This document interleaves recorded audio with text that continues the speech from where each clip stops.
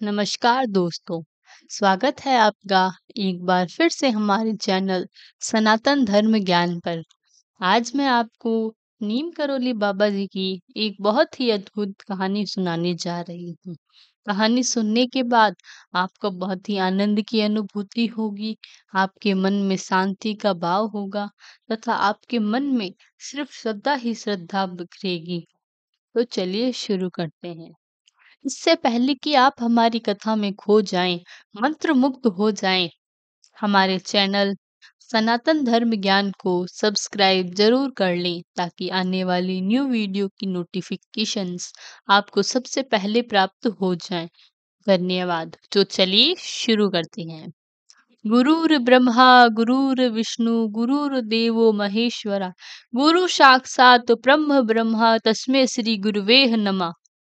बाबा जी, हम आपकी शरण हैं, हमारी रक्षा करें। एक बार बाबा जी ने बहुत ही रहस्यमय आचरण मेरे सामने पेश किया।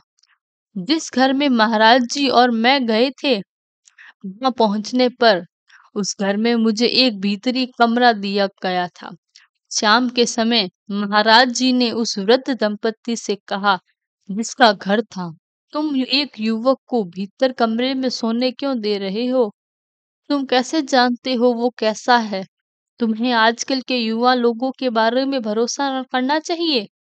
इसलिए अनंत मुझसे एक बाहरी कमरे में ले जाया गया। लगभग 2 घंटे बाद महाराज जी आए और मुझे जगाते हुए कहा, हमें चुपचाप जाना चाहिए ताकि वह जाग ना जाएं।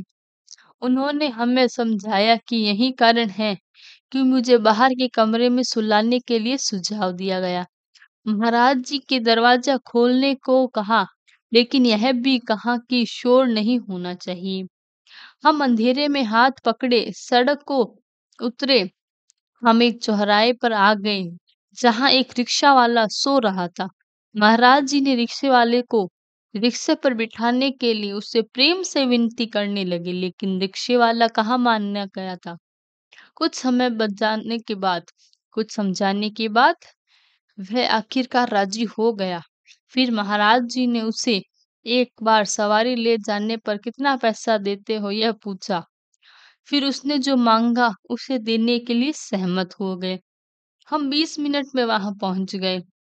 अंत में महाराज जी ने मुझे नीचे उतरने और प्रतीक्षा करने के लिए कहा जब तक वह रिक्शा चालक और आगे नहीं बढ़ जाए। महाराज जी किसी घर में गए और फिर लौट आए। उस रिक्शे वाले ने हमें रेलवे स्टेशन के साथ ट्रेन में बिठाया, जो हमारे वहां पहुंचते ही प्रस्थान करने के लिए तैयार खड़ी थी। स्टेशन पर महाराज जी ने रिक्शे वाले को अपना कंबल और एक लोटा 20-30 रुपए दिए। रिक्शे वाला रो पड़ा। उस एक सामान्य सन्यासी ने इतना कुछ पाने की उम्मीद नहीं थी, परंतु उसे क्या मालूम था कि वह सन्यासी को नहीं बल्कि महान दयालु नीम करोली बाबा को अपने रिक्शे पर बिठाया था। जय बाबा जी नीम करोली महाराज।